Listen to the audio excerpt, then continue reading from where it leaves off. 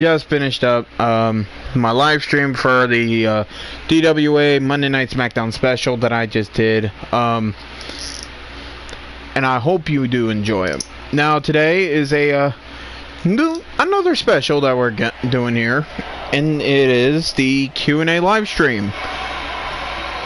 But I'm not doing this alone. Today I have the bearded Conan, but he's a little bit bigger. Ladies and gentlemen, Gramps. Hello. Alright. Now, Gramps, you said you didn't go too crazy like you did like we've done the last few times. Yeah. Alright. Alright. Shoot him away. Alright. Here, let me. As you know, recently, I believe it was Raw. Maybe it's SmackDown. I think it was Raw. Undertaker made a surprise entrance with Elias, is his name? Elias? What's his name? Elias. Elias. Now, I didn't go too much detail what their promoing, I guess, is between them or whatnot. But, what's your favorite Undertaker return? Oh my god. My favorite Undertaker return moment had to be Survivor Series. It was Survivor Series 2005. Randy Orton ended up winning the men's SmackDown vs. Raw Survivor Series match. He was the sole survivor for SmackDown.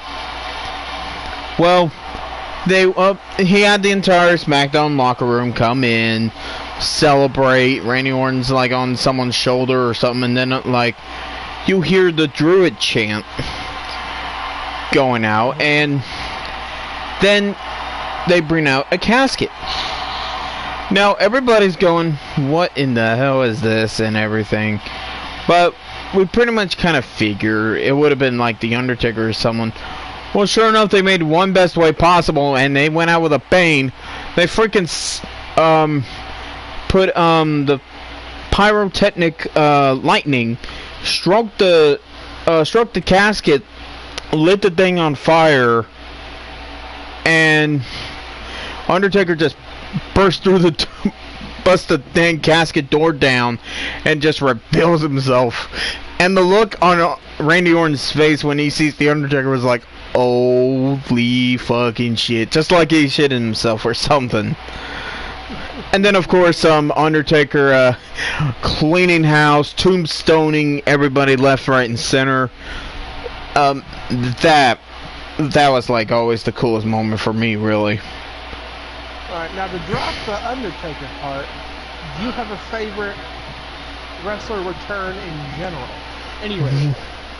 Wrestler return in general. I'm actually going to be strictly honest. And I kind of said this in my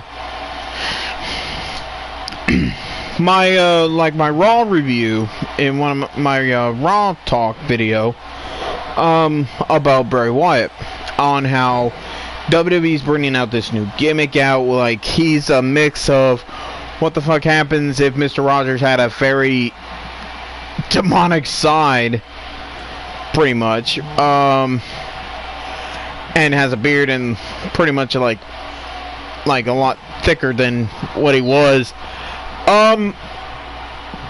But no, that's not actually my favorite. But my favorite wrestler return actually is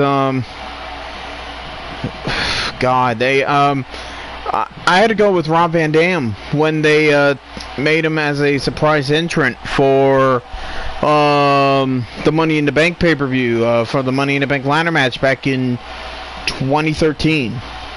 I swear to God, they were like they were just hyping up the Money in the Bank, you know, ladder match like per usual. But then you hear, one of a kind, you know, and you already know within the WWE theme world that one of a kind by Breaking Point. That's what the name of the band is. That's the only thing for like Rob Van Dam. So Rob Van Dam, him returning to WWE at Money in the Bank 2013. That's actually my favorite return. Well, mine is actually a Royal Rumble. I believe he was number 14 or number 18. Hacksaw Jim Duggan.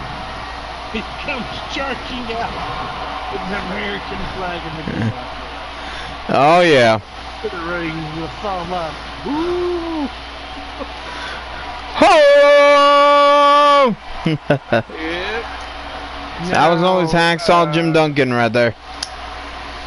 Now, I remember you talking about Money in the Bank match and whatnot. Yeah. And people's returning, and with this guy returning not too long ago. Yeah. What's your favorite Jeff Hardy moment? Well, everybody says that the favorite Jeff Hardy moment was really. They said they would always go towards like WrestleMania 17 when he famously got stuck within the the run where the tag team titles are, and then Edge like speared him off the top from the top of the ladder to him. That was like always a moment for like Edge and Jeff Hardy basically. But actually my favorite is when he won the WWE Championship at Armageddon 2008. It was Triple H versus Edge versus Jeff Hardy. Now originally at Survivor Series, they did the thing where it was supposed to be a triple threat between Triple H, Vladimir Kozlov, which is a name I haven't said in a while, and Jeff Hardy. Well, Jeff Hardy ran into some issues with like drugs or whatever in the car or whatever, and no one could replace him. Well, until they did. And then during that time, Vicky Guerrero was the SmackDown general manager, and she brought out Edge, and Edge made the return, and he became WWE champion. And then when Armageddon came around, it came to the point where Jeff needs this and everything like that. And Jeff, when he went for that Swanton Bomb on, I think it was Edge and Triple H on both of them, and pinned Triple H and won the WWE title, that was always the best moment, really, for me. For me, I can't remember what year it was, but it was the Money in the Bank match where he had Edge in the ladder outside between the ring and the barrier. He's in the ring with a big ass ladder, and instead of going for the case, he decides to do the swanton off the big ass ladder on the edge outside the ladder. Remember that in the Money in the Bank match? Actually, I do remember that. It was before actually Money in the Bank did. Money in the Bank was an actual pay-per-view. I know which one you were talking about. It was 2007 WrestleMania 23, and it was just a normal leg drop, not a swanton, but it was a normal leg drop. But I remember that moment. I know exactly what you're talking about. That was another moment that a lot of people would remember. But for me, Jeff Hardy winning the WWE title easily. Now, since we're on this thing of injuries, right? What do you think? What's the worst injury you think you've seen in WWE, WWF, not including fatal? Not including fatal ones? Yeah, so worst injury you've seen. So nothing that killed the person, like Owen Hart falling the brink of his death. But actual injury. Actual injury. Okay. Well, actually, you know what? You just hit a nail right on the dot with Owen Hart. But that doesn't involve Over the Edge 1999. Trust me. This was actually at SummerSlam 97. It was Owen Hart versus Stone Cold Steve Austin for the Intercontinental Championship. And one of the moves that happened was Owen caught Stone Cold into a tortural, And now he had him like in the, you know how the tombstone pile driver works, right? Yeah. Okay, well, he has him in that position, but instead of doing the knees like Undertaker does, he sits down and does a sit out like tombstone pile driver. And what has happened during that, Steve's head was like right there, right on the mat, and actually caused Stone Cold Steve Austin's career to be shortened, because he could have stayed longer if he didn't have that injury, but he did. So Stone Cold Steve Austin's neck injury from 1997 not Survivor Series, but SummerSlam has to be the worst, because it sucks when this is the thing, and I want to talk about neck injuries actually really quick. Neck injuries are no fucking joke whatsoever, goddamn it, ever, because all the nerves, yeah, if you damage all those nerves, you're fucked. Give or take. You're gonna be fucked. I think one of the nastier ones I see is, remember Sid Vicious? I do remember the Sid Vicious, yes.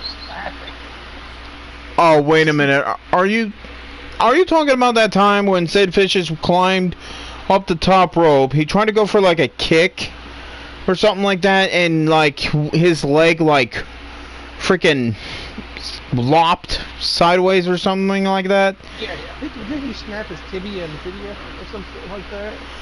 I don't remember, but I think it was, because I remembered because Desmond was in WCW when he did that, so.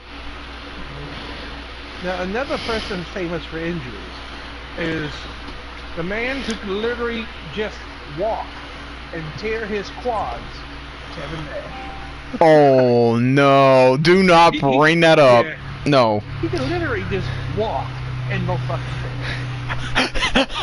You know what, actually, I just find it funny. I was watching a YouTube, I watched a lot of YouTube, and one of the channels I follow, his name is Pulse, and before he changed his name to Pulse, he was known as CM Pulse.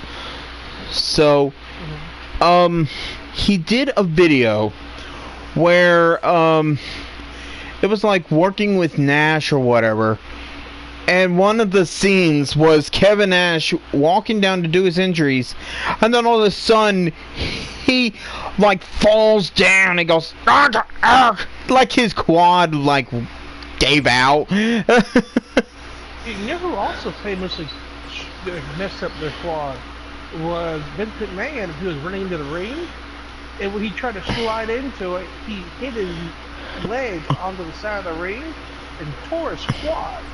He literally, yeah, both quads, yeah. Actually, he tore both quads. He just sat there for the match, doing his thing before he even got medical help. I know what you're talking about. That was Royal Rumble 2005 when it was the Royal Rumble, and the match was, it was the John Cena and Batista. They both landed at the same time.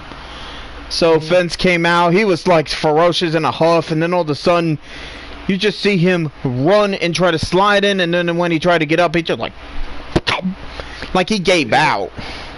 So basically, he just tore both quads. I remember that. I was like, what the fuck?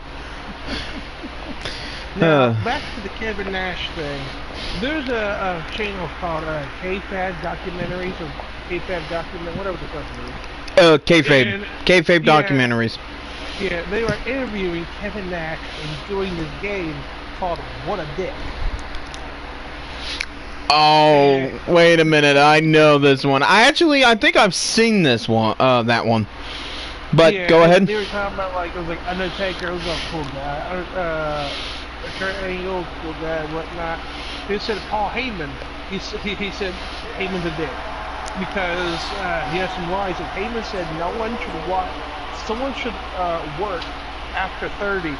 Let's say, like, Heyman's like 93 years old.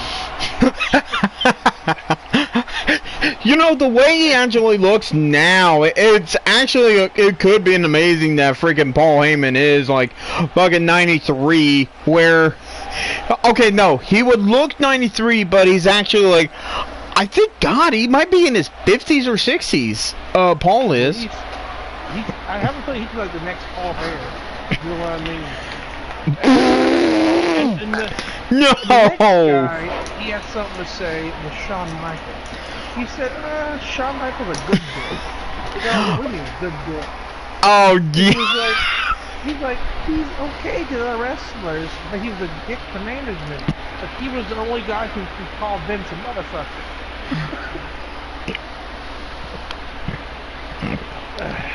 And oh then my. He had something interesting to say about The Rock. Oh? Yeah, he said, when The Rock first started wrestling, he was okay. When Kevin Nash said when he left and came back in like 2002, The Rock was a dick. Because he got like full of himself. Yeah, right. He lost kind of lost his humble beginnings. Something like that, right? Rock's also gay. The guy was like, really gay. He's like, after The Rock got divorced, he became a Hollywood superstar. Has never been photographed with a chick at all. And he must be fucking gay. Oh, wow. And the last person he set up with a dick was Dusty Rhodes. But I didn't catch why he said Dusty Rhodes. Okay, no, I actually know why. Well, the reason why Kevin Nash called Dusty Rhodes a dick was because he, when Kevin Nash actually got into the business before he became like, you know, Big Daddy Cool Diesel or regular Kevin Nash or whatever, he was known as Oz, back in the earlier days of WCW, where he would come out to this fucking prop castle. He would come out wearing like a freaking green cloak. He would wear a disguise, like a mask and a green hat. He would have Kevin Sullivan and have like a monk. And here's the funny thing: Kevin Sullivan had a monkey, a trained freaking monkey to be on his side, and freaking Kevin Sullivan would say, "Welcome to Oz, welcome to Oz." Like, it's so stupid, and the gimmick was so stupid as well, because it looked ridiculous. Like, as soon as Kevin Nash took off the mask, it's just him with silver beard and silver hair, and I think Dusty came up with that gimmick, so that's probably why. That's why Kevin called Dusty Rhodes a dick, because he created that damn stupid gimmick. Alright, now I got one last thing to touch on. Uh-oh. Shoots. Oh boy. Alright. Do you have any... I don't necessarily want to say favorite shoots, or shoot that sticks out to you personally. Do you have one? Oh my God. Like, where do I begin? Where do I begin? Where do the fuck I begin? Actually, you know what's actually really funny?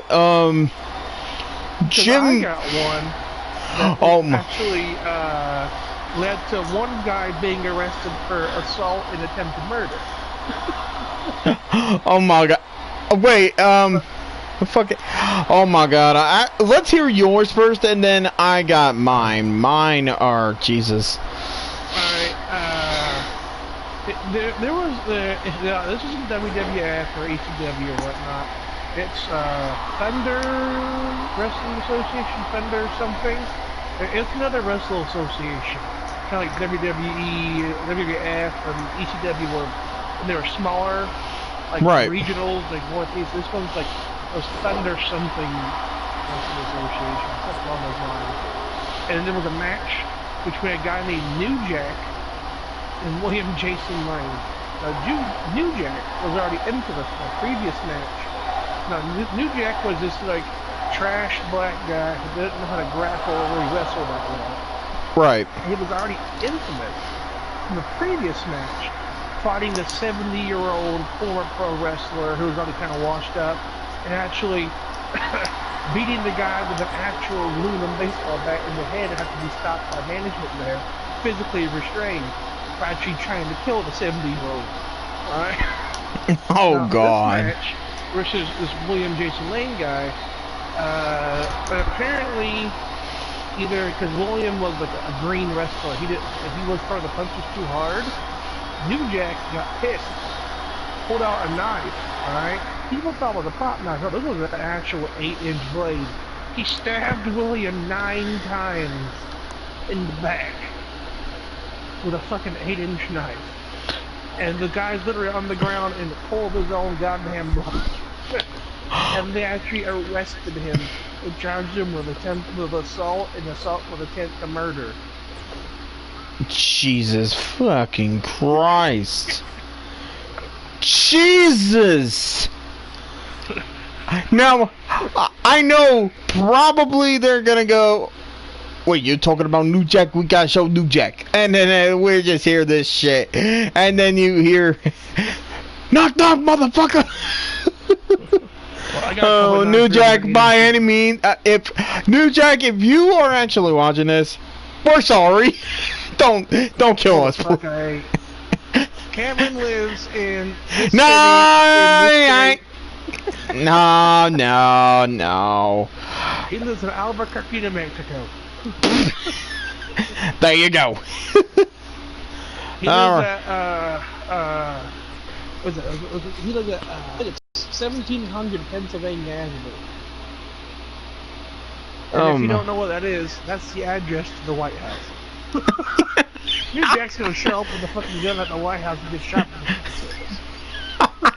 Oh, damn. Oh, my. Where's Cameron at? Where's that fat ham bastard? Where the fuck is that? Pop, pop, pop, pop. Oh, my Lord. Oh, my God. Okay. What's your favorite shoot? Oh, my God. Alright, like I said, I got like a bunch, but I might want to go ahead and just cut it down to like maybe at least 2 or 3. 2 or 3 that stand out the most. The first one, and this one was from Jim Cornette. Pretty much all of my shit's from Jim Cornette or whatever, because he was there like a lot of times. Jim Cornette one time actually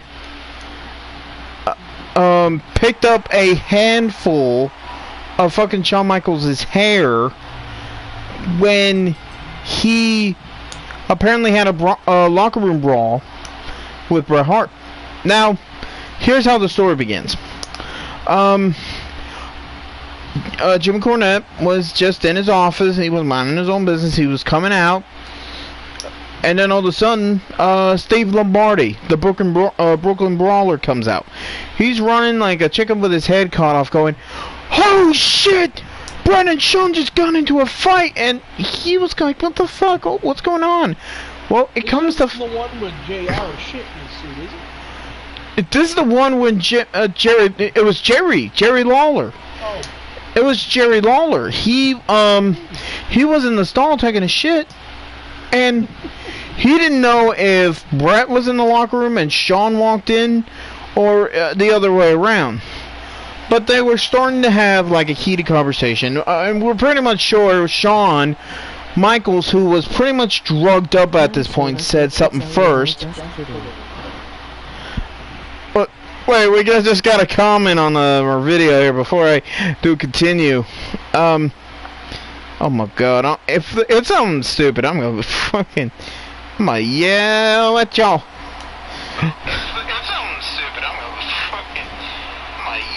Cam, show us your... No, Aaron. No. Bad boy. Anyways, But the story, fuck, where was I? So pretty much Sean was talking over. Sean was probably talking first because he was all drugged up or whatever. And they started, like, hitting each other, and then we hear, bam, bam, bam, bam. Now, here comes Jerry. Now, Jerry Lawler, poor Jerry Lawler, he's sitting in the damn stall with shit in his ass. And he hears, boom, boom, boom, and he goes, what the fuck? He pulls up his tights. Now, history does not record if the cane wiped or anything like that. But the Brooklyn Brawler comes running, and he's screaming like a chicken with his head cut off anyway. So Jim Cornette goes towards Vince's office, and Vince is sitting in his nice little office, just writing in his book. And Jim Cornette comes up to him and he goes, I swear to God, if I get much comments with this story, I am going to be mad as hell. Jesus Christ. Trying to finish a story here and you motherfuckers trying to interrupt my thing. Ignore it. Yeah. Yeah, you're good, ma'am. Pretty much. Anyways, so Jim Cornette goes to tells Vince, apparently Shawn and Britt just had a shoot in the locker room, and as soon as that happens, bust through the door, it comes freaking. Here comes freaking Shawn, and he's got a head full of his hair, and he goes, and the head full of hair is like a small possum or a squirrel. All right. He's just going, God damn it, this is bullshit. And Jim Cornette was just standing there. He was on the inside laughing his ass off. I would too, honestly. And he said to the line of the adjustment of, it's unsafe for me to work here, which apparently this was the thing he was thinking of before he lost his smile and went home. So that was another reason why he had to quit or whatever. Which, you know, bullshit is bullshit with him. And then Jim Cornette and Shawn just threw the hair down, and he walks out. Vince walks behind him.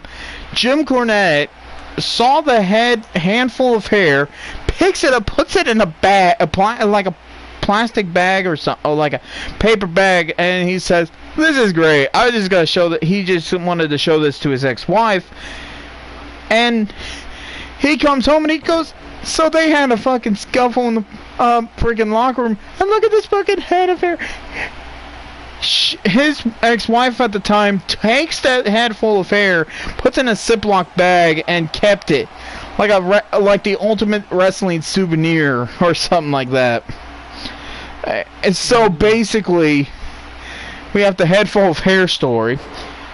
And the last one I do want to bring up is the story on how when he originally started Smoky Mountain Wrestling, and he was fucked over by one of the people by the name of freaking, what the hell was his name? I forgot his name now, but he was known as White Lightning. Tim Horner. There we go. Tim Horner. Now I remember the name. Now I remember this name. So the story was, Jim Cornette was tired of working for WCW. And that was because, at the time, WCW had a guy named Jim Herd. And Jim Herd never liked the Midnight Express with, you know, Bobby Eaton and Stan Lane and Jim Cornette.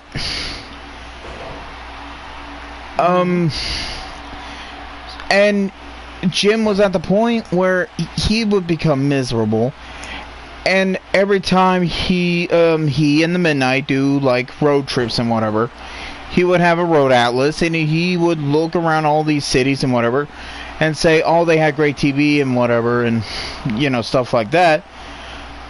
And he thought to himself, Knoxville, Tennessee, where wrestling was still popular and they still had a good, huge crowd for like WCW television in Knoxville.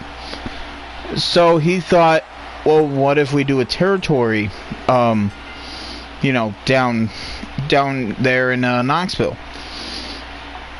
And he spoke with a agent by the name of Rick Rubin. So they basically immediately planned to do something in Knoxville.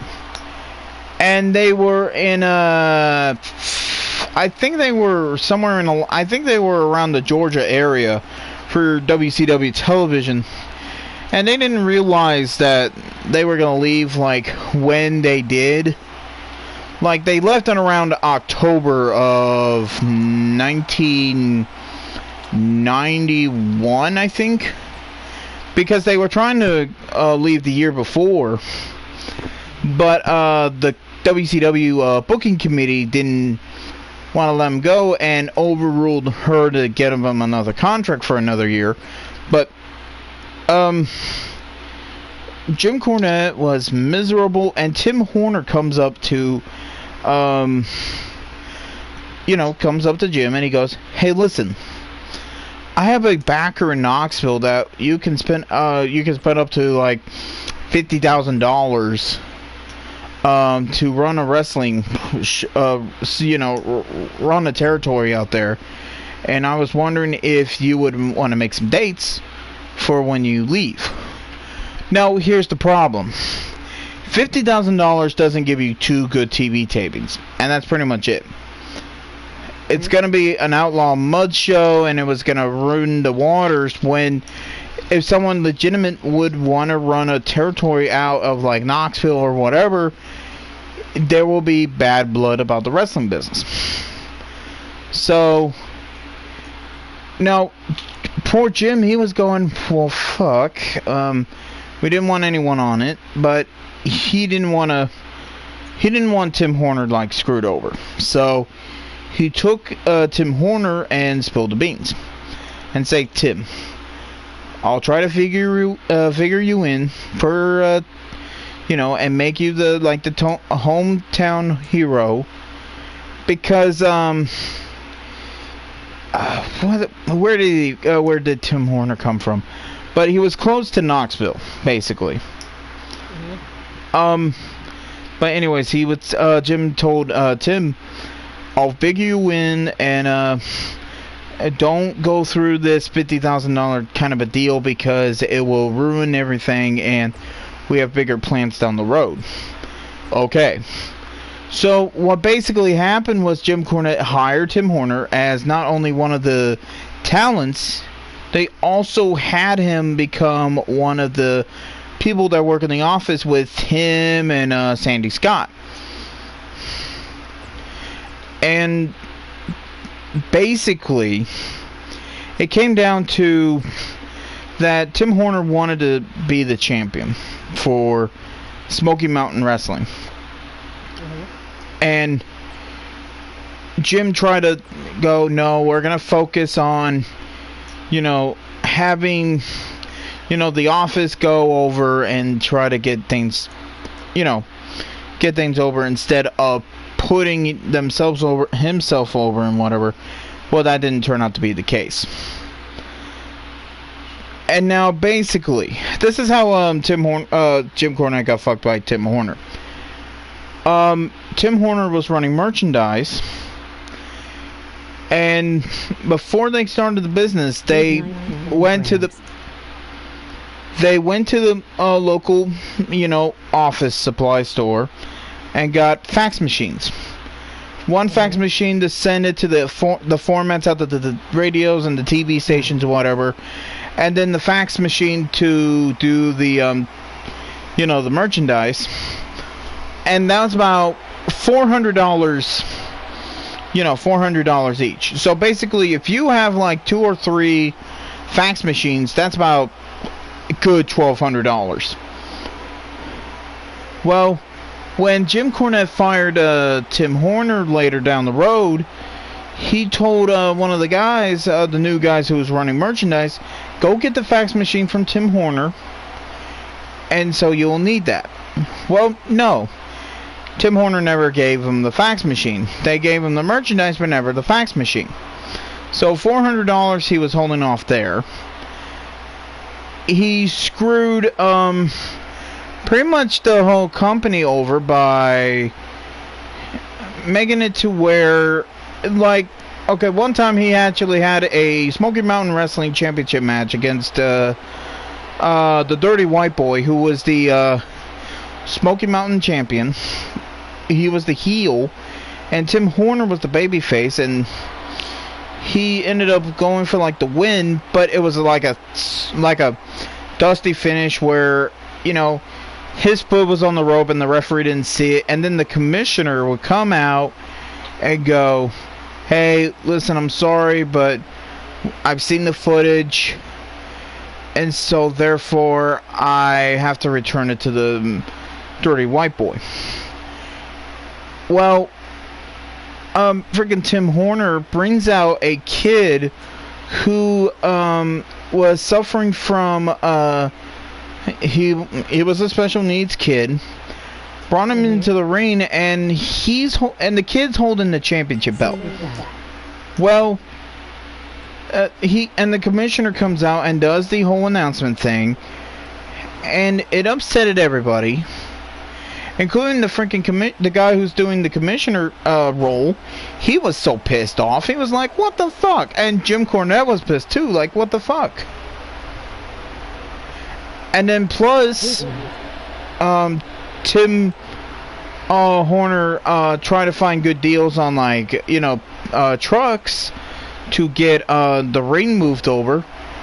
Well, the truck went through 3 engines, setting up on cinder blocks somewhere, and then all of a sudden he kept the truck in his name because they never bothered to check the, you know, the title of the truck, because they put the truck in Tim Horner's name instead of the usual. And then basically kind of like Tim Horner basically screwed the entire thing of Smoky Mountain Wrestling and whatever. Oh, real quick, I've been saying goodnight to Aaron in chat because he's trying to go to bed. Yeah, all right. Let's just say it in the chat. So good night, Aaron. Good night. Good night, Aaron. There. Now he said it, Aaron. Sleep tight. Bed bug bite.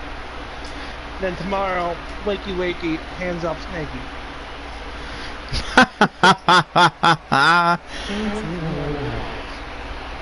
All right. Well, I think we still got, like, do you think maybe we can do one more just to kill the time? Well, I actually have one thing to add real quick. Alright. So it's Andre the Giant shoot / bat. Now, I can't remember who said this, but someone who's with Andre. Andre the Giant in one sitting drank 196 beers. Alright. Okay. Now, 150 beers is a full-size keg. He drank more than a keg's worth of beer in one sitting. It's like 4 or 5 hours. 196 beers. So basically you're dealing with a keg and almost a half, basically. Yeah. Yes. Jesus and the Christ. man didn't piss. At all. Alright. And then, have you ever had to deal with a 7-foot, 500+ pound drunk giant in the ring? Oh boy. Way back, I think it was late 80s, early 90s, somewhere around there. Alright? The WWF and SJS, which is Japanese wrestling, were doing a joint show in like Yokosuka, Japan. Some on TV over there. They had like Hulk Hogan versus somebody, Randy Savage versus somebody. Well, Andre the Giant term came up. He was paired against a very famous, like technical Japanese wrestler. He's really well known. I can't remember the guy's name at the time. But Andre the Giant was drunk as fuck. Alright? Okay. Stumbling around in there. And he wouldn't go with the punches. Like, this guy was like kicking him and punching him. And Andre just took it, didn't feel it, and just started laughing and whatnot. And eventually Andre Giant like fell over and just lay on the ground and laughing. He's too drunk to care. The owner of SJS, who's another famous Japanese guy named Antonio something, who also happened to be a wrestler, came out, was yelling at the guy. There was all this shit going on in the ring. Andre the Giant's on the ground, laughing, saying, cover me so I can go. And then you see the guy just like put his foot on Andre just to cover him and stick the match over with. Oh, wow. That replays of the show were never replayed because of that incident. And because of so much bad press around it, the SJS Wrestling went out of business. Oh, no. Because Andre just had too much to fucking drink. Oh, my God. Oh, my God. I can believe that happened. I would believe that, actually. Because... But here's the thing. If Andre the Giant can drink 196 beers, how much does it take to get that big ass guy drunk?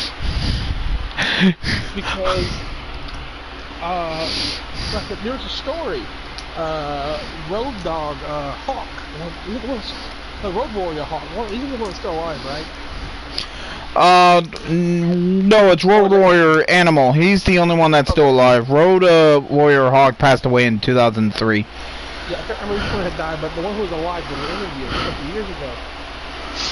A short one. I mean, talking about different stories back in the day. Well, he had an Andre the Giant story. Andre the Giant would call everybody boss. How you doing, boss? We doing, boss? And you had to say it back. Like, pretty good, boss. Hey, if not, he didn't like it. Oh, wow. There was a story. They were in Japan doing a skit. I'm not sure if it was the same time as that happened, that event. But they were in Japan doing this thing, and road was walking down the street, bar hopping, like in the area around the hotel they were staying at. All the WWF wrestlers. Yeah. He's sitting on the street. All he hears is ho ho ho ho ho coming from inside this bar that had a close sign on it. Apparently, Andre the Giant's girlfriend was this little Japanese lady owning this bar, and he peeks in the window. There's Andre with a little tiny Asian lady on his lap, the table full of empty beers, just drinking and laughing. And literally, the chair, it's like his ass is swallowing the chair. Like y'all used to do 4 little skinny wooden legs coming out of his ass holding him up. Oh my God. So I'm not sure if the before happened with him getting drunk or if this an event or, but. Oh my Lord. But then again, this kind of proves the point with that Jake the Snake story when Jake was a ref. Well, yeah, into it. And part of his job was with this big cargo van haul Andre around. Yeah. And they literally had a 40-minute drive. Just a 40-minute drive. And Andre said, "You told me 4 times." And in a 40-minute drive, Andre drank both 24 minutes. And, oh, Jesus. And didn't have to piss.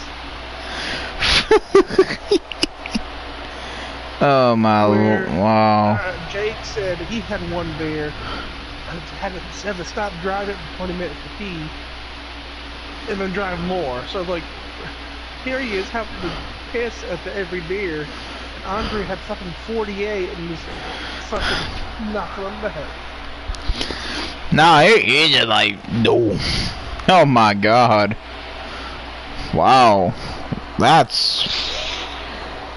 Jesus. Well, that's under the jam for you, folks. Well, you know what? Big note, or if you want. Well, you know what? No, I actually got one more story, and this I want to go back to the shoots real quick. This is another Jim Cornette story, and we're gonna end it then on that one. Real quick, Jim Cornette, was he a wrestler or was he a manager? What was he? I heard you mention it. I've never heard the name before. Okay, Jim Cornette.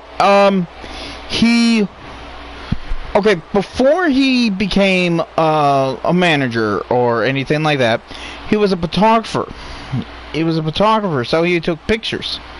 And he would sell the pictures on the concession stands and whatever and get, publicity from the wrestlers. Well, and then he became a manager, and then he became, and then he wrestled, he did a couple wrestling matches because he teamed up with Jimmy Hart one time against a Junkyard Dog or someone like that. And then one time the handicap match was happening, and apparently the babyfaces didn't beat up Jimmy Hart and himself at that point, because all of a sudden you see a drunk guy coming in and thankfully misses Jim Cornette but hits Jimmy Hart. Poor Jimmy Hart. But no, the story I'm actually gonna leave is this is the story that I've heard. It was between him and Stone Cold Steve Austin, and this was about famous ribs. There was a famous rib that he did that it was Jim Cornette was managing the Midnight, and it was I believe it was I don't remember the names, but I know it was Stan Lang, and then there was another guy who was there before Bobby Eaton came in. And the story of the Midnight was there was this actually, you know what, I might try to remember this because I actually can look it up. Hold on, let me look it up really fast, and then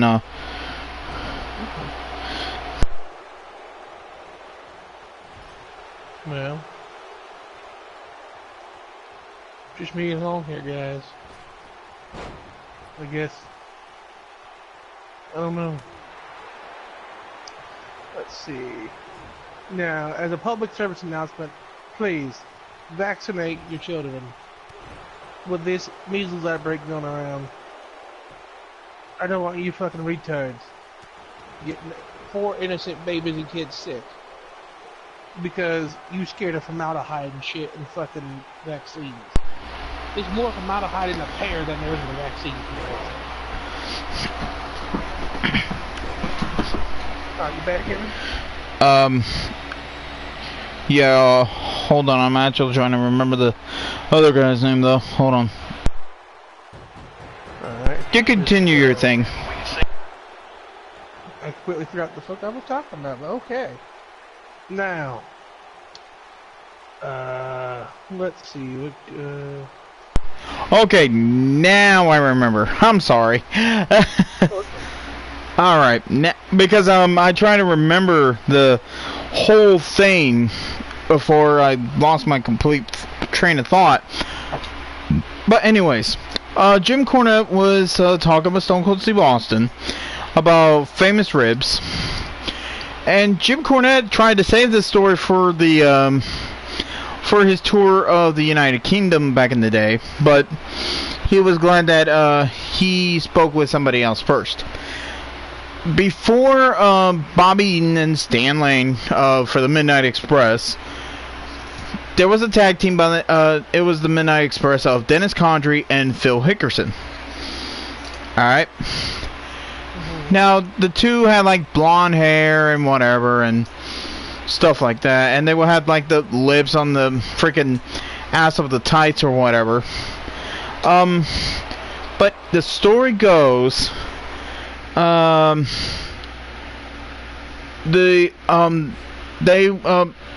the famous wrestler, and I don't know if you remember this. Hiroshi.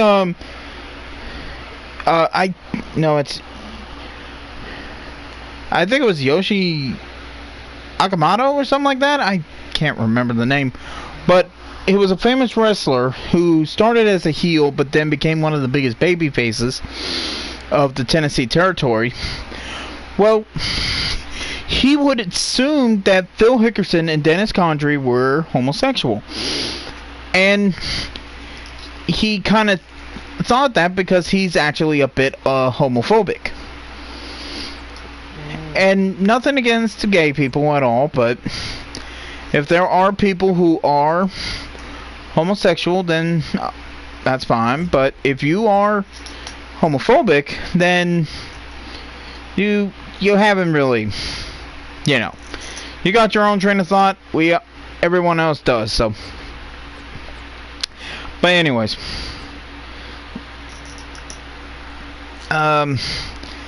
Dennis Condrey made the idea that Yoshi Hakamoto would come back from his match and he would see Phil Hickerson on his knees about to probably go down on Dennis Condrey.